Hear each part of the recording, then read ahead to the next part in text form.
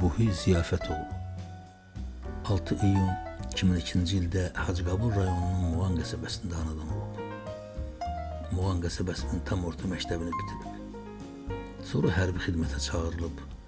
2020-ci ildən Azərbaycan Silahlı Qüvvələrinin sıralarında müddətli həqiqi hərbi xidmət qulluqçusu olub.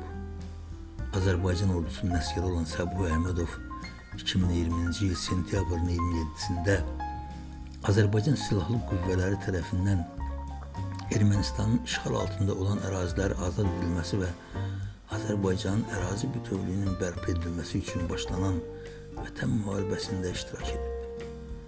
Füzulinin və Xocavəndin azadlığı uğrunda gedən döyüşlərdə vuruşub. 10 noyabr 2020-ci ildə Xocavənd rayonu istiqamətində döyüş tapşırığının yerinə yetirilməsi zamanı qəhrəmanlıqla şəhid olub. Vətən uğrunda Xocavəndin azad olunmasına görə və döyüşdə fərqlənməyə görə medalları ilə təltif edilib. Hacıqabul rayon şəhidlər xiyabanında dəfn olunub.